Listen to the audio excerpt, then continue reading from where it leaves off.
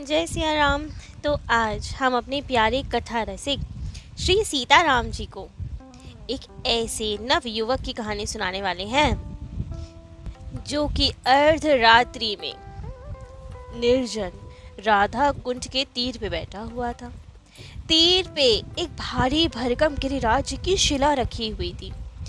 शिला के चारों ओर वे एक मोटी रस्सी लपेट रहा था और एक सिरा तो शिला पे बांध दिया और दूसरा सिरा उसके हाथ में था। तभी देखते देखते वो सिरा उसने अपने गले में बांध लिया, गांठ भी लगा ली, दूसरी गांठ लगाने वाला था। ऐसा जान पड़ रहा था उसके मुखमंडल को देखकर कि उसे कोई भारी दुख है, इतना भारी दुख कि आज वो प्राणों का अंत करने वाला है। उसके नेत्र में अविरल अश्रुधारा बह रही थी। भाव से मुख पे स्पष्ट दिख रहा था कि आज गिरिराज शिला जी के समेत वो राधा कुंड के गहरे जल में डूब जाएगा और उसमें अपने प्राणों को विसर्जित कर देगा। लेकिन वो कौन था और उसका ऐसा कौन सा दुख था जो उसके हृदय में इतना गहरा बैठ गया था कि आज उसे प्राणों का त्याग करना पड़ रहा था? क्या वो किसी नीच कुल का बालक था और समाज की अवहेलना हुई थी, उसकी उत्पीड़न हुआ था, या फिर अपने जीवन से दुखी था, या निष्ठुर माता पिता ने उसे घर से निकाल दिया था, या फिर किसी नव विवाहिता स्त्री ने उसे छोड़ दिया था, क्या लुटेरों ने उसे लूट लिया था, भिखारी बना दिया था उसे? ऐसा कौन सा भारी दुख था कि आज वो अपने प्राणों का ही विसर्जन करने को आमादा था? क्या हुआ था उसके साथ? लेकिन इनमें से कोई कारण नहीं था। वे नवयुवक तो बंग देश का एक कुलीन ब्राह्मण परिवार का था, माता पिता का लाडला पुत्र था। विवाह की रात्रि ही अपने माता पिता, पत्नी, संसार, सब विषय, भोग, संपत्ति, सबका त्याग करके वृंदावन आ गया था। जिन वस्तुओं के अभाव में लोग जीवन को निरर्थक समझकर उसका त्याग कर देते हैं, आत्महत्या करने की सोचते हैं, उन्हीं को वे निरर्थक समझकर छोड़ आया था। तो फिर ऐसा क्या कारण था कि वो प्राणों का त्याग करना चाहता था? तो इसकी भी एक अद्भुत कथा है। बचपन से ही उस बालक ने सुन रखा था कि वृंदावन में श्याम वर्ण के एक बहुत सुंदर बालक है जो वंशी धारण करते हैं, मोर मुकुट धारण करते हैं। उस बालक के जैसा रूपवान, गुणवान, शक्तिमान और कोई नहीं है। बहुत ही सुंदर बालक है वो, रूप, गुण और शक्ति में उसके समान और कोई नहीं है। बहुत दयावान है वो बालक, सुहृद है, स्नेही है। उससे जो प्रेम करता है वो बालक भी उससे उतना ही प्रेम करता है, उसके सारे अभाव दूर कर देता है, हर प्रकार से उसकी रक्षा करता है।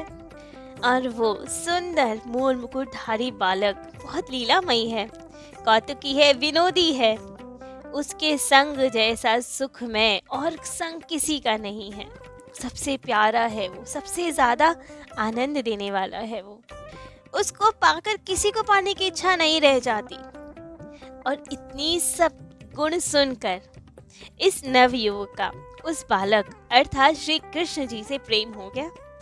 उनके प्रति ऐसा अनुराग जगा कि हर समय श्री कृष्ण जी की यादों में खोया रहता वो बालक। हमेशा उन्हीं का चिंतन करता रहता। संसार के किसी काम में उनका मन ही नहीं लगता, केवल एक कृष्ण जी से प्रेम, उनका चिंतन, उनका ध्यान, यही रह गया उनके जीवन में। तो ऐसे थे आप श्री मधुसूदन दास बाबा जी। बालपन से ही ठाकुर जी के प्रति ऐसा प्रेम हुआ कि विषय भोग, संसार कुछ अच्छा नहीं लगा। पर माता पिता को इतनी विरक्ति देखकर तो बहुत चिंता हुई। सोचा कि इसे संसार से बांध के रखना है, संसार से, वरना ये विरक्त हो जाएगा, बाबा जी बन जाएगा। कुछ तो करना पड़ेगा। और उपाय तो एक ही सूझता है संसार से बांध के रखने का, सबसे बड़ा बंधन विवाह। तो बस उनके माता पिता ने भी आपकी इच्छा के विरुद्ध आपका विवाह कर दिया। लेकिन हृदय में वैराग्य इतना कि मधुसूदन दास बाबा जी विवाह की रात्रि ही नववधू को छोड़कर घर से भाग गए, वृंदावन चले गए। लेकिन वृंदावन में भी ब्रिजवासियों के घरों से दूर वन में जाके रहने लगे। दिन भर उन बंसी वाले का चिंतन करते, ठाकुर जी का याद करते। गांव में एक समय जाते, मधुकरी मांग के ले आते और कभी कभी केवल जमुना जल पीकर ही रह जाते। सतत ठाकुर जी का ध्यान करते रहते, परंतु उन्होंने सुन रखा था कि गुरु दीक्षा के बिना तो भगवत प्राप्ति नहीं होती। तो बड़े दुखी रहे कि कहाँ गुरुदेव को खोजें।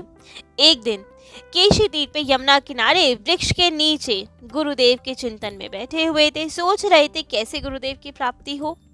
उसी समय एक महात्मा स्नान करने के लिए आए और आपको देखकर उन्होंने कहा कि बेटा जा, जमुना स्नान करके आ, मैं तुझे आज ही दीक्षा मंत्र दूंगा।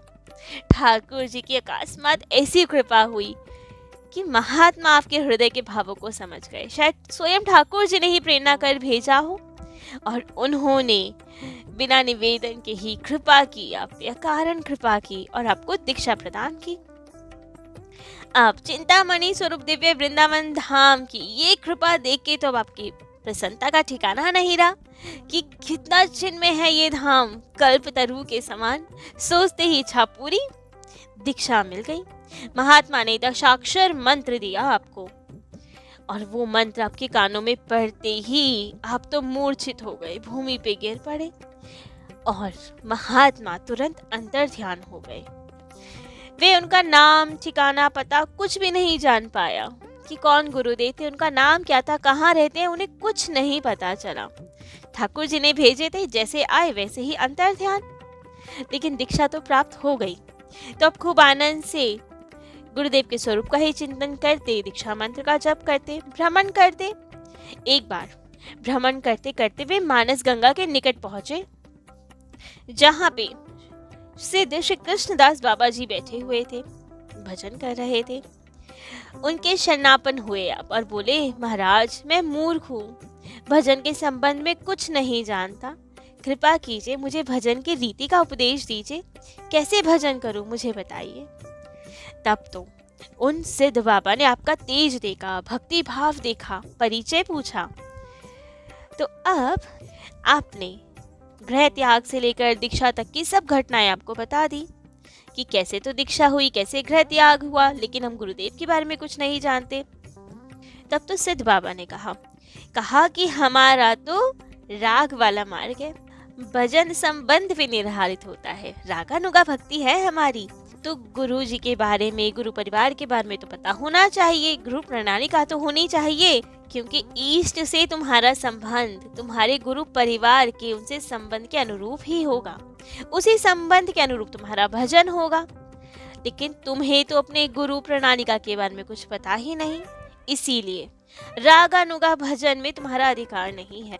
दूसरी दीक्षा तुम्हें दी नहीं जा सकती, क्योंकि तुमने इसी संप्रदाय में मंत्र दीक्षा आदि ले रखी है, लेकिन गुरु प्रणालिका के बारे में नहीं पता, इसलिए रागानुगा भजन में भी तुम्हारा अधिकार नहीं है। अब ये सब सुन के कि सिद्ध बाबा ने तो हमें भजन बताने से ही मना कर दिया, रागानुगा भक्ति सिखाने से मना कर दिया। बड़े दुखी हुए, बहुत रुदन किया कि घर संसार छोड़ के हम जिस काम के लिए आए वही नहीं मिल रहा, हमें ठाकुर जी से प्रेम करने का, भजन करने का अधिकार ही नहीं मिल रहा हमें। बहुत दुखी हुए।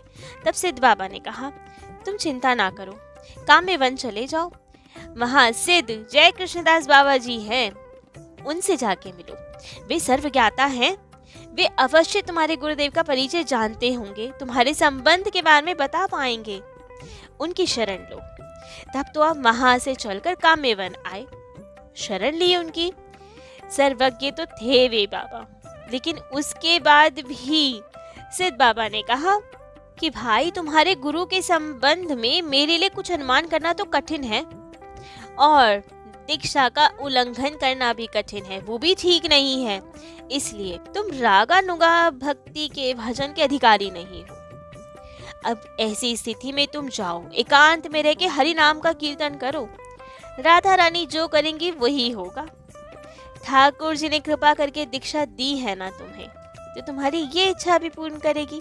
जैसे दीक्षा अचानक मिल गई तुम्हें, ऐसे ही रागानुगा भक्ति भजन भी मिल जाएगा, तुम चिंता ना करो, ठाकुर जी इच्छा पूर्ण करेंगे। जैसे गंगा मैया निकलती है, कितनी गिरी गुहा से निकलती हुई समुद्र में मिलने की आकांक्षा से दौड़ती रहती है, बहती रहती है, जब तक समुद्र में नहीं समा जाती। मार्ग में यदि कोई बाधा भी आए तो और वेगवती हो जाती है, सब कुछ तबाह करके बहा कर ले जाती हैं, लेकिन समुद्र में मिलती हैं। वैसे ही ठाकुर जी की प्रेम भी है, कोई भी बाधा आए उस प्रेम को मिटा नहीं सकता और उज्जवल हो जाता है वो प्रेम। तो अब यही सब हो रहा था, बाधा आ रही थी आपके पास। जिस प्रेम की प्राप्ति के लिए, जिस भजन के लिए सब कुछ त्याग कर आए हैं, आप दर दर के भिखारी बन गए हैं और उसी के लिए आपको अधिकारी नहीं समझा जा रहा। कितना दुख हो रहा होगा। सब संसार छोड़ के आए ठाकुर जी के लिए, और यहाँ ठाकुर जी के ही परिकर कह रहे हैं कि ठाकुर जी की भक्ति का तो अधिकार नहीं तुम्हें। तो बड़े दुखी हो कि अब क्या करें हम। अब जब जय कृष्णदास बाबा ने भी ये सब कह दिया कि तुम्हारा अधिकार नहीं है, तब तो बहुत दुखी हो गए, जीवन से निराश हो गए। निरर्थक जान पड़ा जीवन, कि ऐसे जीवन को लेके हम करेंगे क्या जब ठाकुर जी की भक्ति का ही अधिकार नहीं है, ठाकुर जी से कोई संबंध ही नहीं है हमारा, तो क्या करें। इसीलिए गिरिराज जी की शिला ले ली थी बड़ी सी, बांध दिया था उसे रस्सी से और दूसरा छोर अपने गले में बांध दिया और कूद पड़े अब राधा कुंड में कि अब जीवन समाप्त करना है। ठाकुर जी की भजन का ही अधिकार नहीं तो जीवन का क्या करेंगे हम। कूद पड़े राधा कुंड में, राधा कुंड के तल तक पहुंच गए। जाने कब तक उसमें पड़े रहे कुछ नहीं पता, कुछ होश ही नहीं आपको। लेकिन जाने क्या हुआ, अचानक किसी ने आपके गले की रस्सी खोली और हाथ में एक ताल पत्र देकर उसे कुंड के तट पे लिटा दिया। ताल पत्र में कुछ लिखा था। अब इस ताल पत्र को राधा रानी की ही कृपा मानी आपने। तुरंत उठे और दौड़ते हुए सिद्ध कृष्णदास बाबा जी के पास गए, सारा वृत्तांत सुनाया, ताल पत्र दिखाया। कृष्णदास बाबा ने कहा कि जाओ सिद्ध जय कृष्णदास बाबा जी के पास जाओ, वे तो सर्वज्ञ हैं, उन्हें दिखाओ। तब वे दौड़े दौड़े काम्य बन गए सिद्ध जय कृष्णदास बाबा जी के पास। उन्होंने अब सारा वृत्तांत सुना और कहा, राधा रानी ने खूब कृपा की है तुम्हें, पर तुम्हें जो मिला है उस पे भी सब बातें स्पष्ट नहीं लिखी। रागानुगा भक्ति के लिए तो स्पष्ट निर्देश की आवश्यकता होती है। तुम जाओ, फिर से राधा कुंड जाओ, राधा रानी को पुकारो, वे अवश्य तुम पे कृपा करेंगी। तब वे फिर से आए राधा कुंड, खूब रोए, खूब राधा रानी को पुकारा। अब राधा रानी भी कब तक अपने भक्तों की पुकार ना सुने। जैसे ही अब खूब रुदन बढ़ा, करुण पुकार हुई, राधा रानी प्रकट हुई और प्रकट होके उपदेश दिया कि सूर्य कुंड चले जाओ, वहां जाके भजन करो, रागानुगा भक्ति की सेवा भी प्राप्त होगी, भजन भी करोगे। तुम्हें जो मंत्र मिला है उसमें कभी किसी को दीक्षित मत करना, बिल्कुल गोपनीय रखना वो मंत्र। तब से मधुसूदन दास बाबा जी सूर्य कुंड आकर भजन करने लगे। एक समय की बात, प्रिया जी ने अर्थात राधा रानी ने मधुसूदन बाबा को स्वप्नादेश दिया और कहा, जिस घाट में तुम स्नान करने जाते हो उसके निकट कंठ तक जल में एक शिला है, उस पे मैंने और मेरी 2 सखियों ने स्नान करते हुए अपने केयूर और खूब आभूषण रखे थे। उसी के स्पर्श से वो शिला गल गई, उस पे आज भी आभूषणों के चिन्ह बने हुए हैं।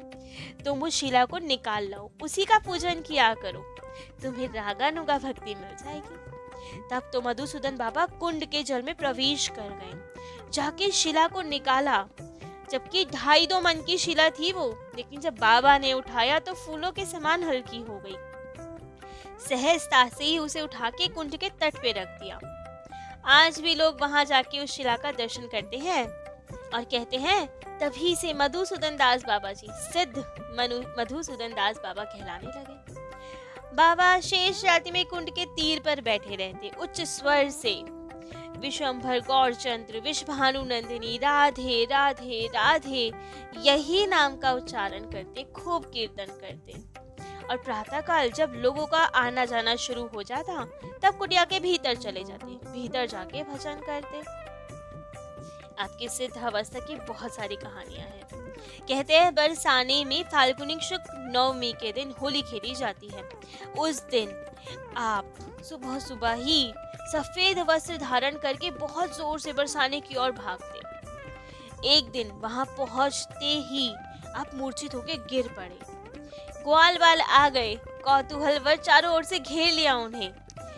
उनके नेत्रों से जल बह रहा था, मुख से लार बह रही थी, झाग निकल रहे थे, फेन निकल रहा था मुख से। श्वास प्रश्वास बहुत दीर्घ हो गई थी, शरीर में रोमांच हो गया था। संध्या होते होते तक यही स्थिति बनी रही थी आपकी। उसके बाद एक बहुत जोर की हुंकार भरी आपने और खड़े हो गए। तब देखा सबने कि आपने जो श्वेत वस्त्र धारण किए हुए थे वो सब लाल रंग में भीगे हुए थे।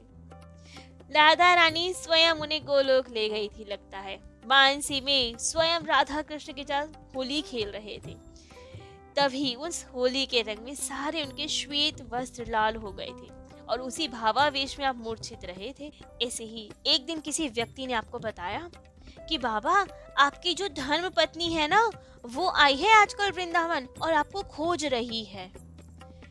आज संध्या समय आपके दर्शन करने सूर्य कुंड पे आने वाली है वो। उस समय बाबा वृद्ध हो गए थे और उनकी पत्नी भी वृद्ध हो गई थी। वे तो विवाह की रात्रि ही उसे छोड़कर आ गए थे। लेकिन अब जब बाबा ने ये सुना कि मेरी पत्नी यहाँ सूर्य कुंड पे आ रही है तो बहुत घबरा गए। तुरंत उन्होंने कहा, मैं गोवर्धन चलूं, और वहां से चल दिए गोवर्धन जी की ओर।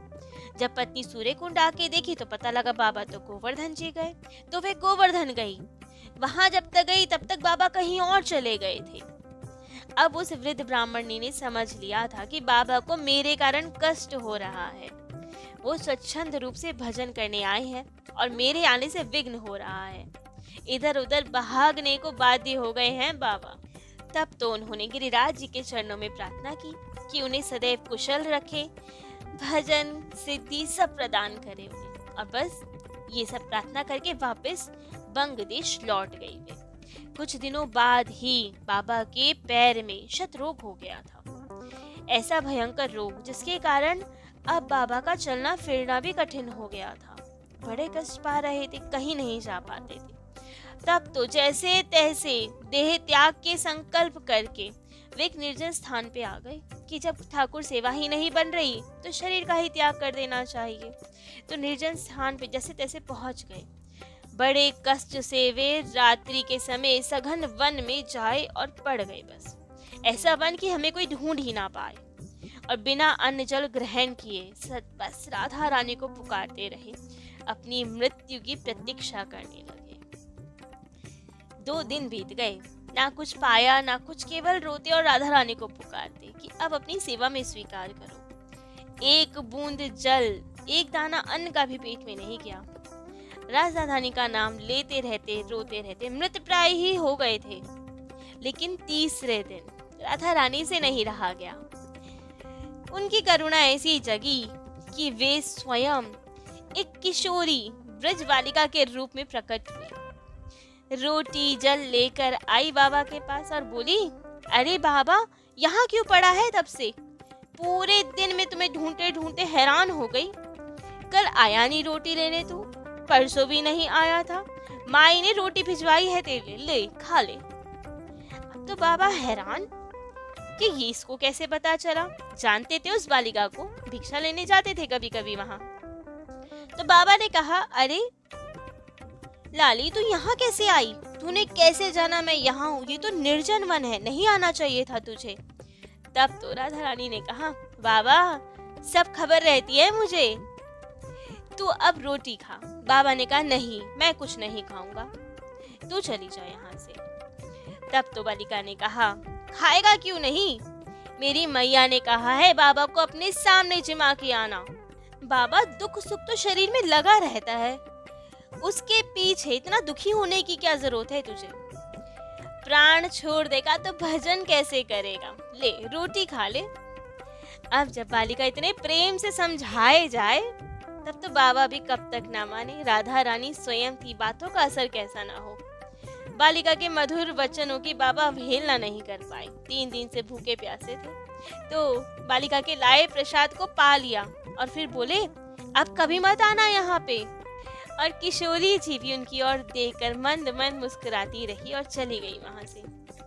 लेकिन तभी उनके जाने के बाद बाबा को अनुभव हुआ कि उनके शरीर में जितनी जलन हो रही थी, पैर में जो पीड़ा हो रही थी, वो सब चली गई। ऐसा क्या हुआ? पैर की पट्टी खोल के देखा तो शत्रुओं का कोई चिन्ह ही नहीं वहां। अब उन्हें संदेह हुआ कि ये क्या हुआ, कौन थी वो बालिका? बालिका को जानते थे, उसके घर को जानते थे। तो अब उठ के धीरे धीरे बालिका के घर तक गए और उसकी मैया से पूछा कि तेरी लाली कहाँ है? तब तो मैया ने कहा, अरे लाली का तो ब्याह हो गया, ससुराल में है अब। उन्होंने कहा, कब से है ससुराल में? कहा, 3 महीने हो गए, वो तो अपने ससुराल में है। बाबा को कितनी देर लगनी थी रहस्य समझने में, समझ गए सब बात, लेकिन बोला नहीं कुछ कि कहीं ये रहस्य का उजागर ना हो जाए, प्राकट्य ना हो जाए इसका। नहीं बताना चाहते थे कि आज राधा रानी ने क्या कृपा की है, लेकिन छुपाई भी कैसे? इतनी बड़ी कृपा हुई, राधा रानी भोजन पवा की गई। रुदन को नहीं रोक पाए, अश्रुजल धार को नहीं रोक पाए, खूब रुदन करने लगे, विलक्षण स्थिति हो गई। हाँ राधे, हाँ करुणामयी कह के दीर्घ श्वास लेने लगे, खूब रोने लगे।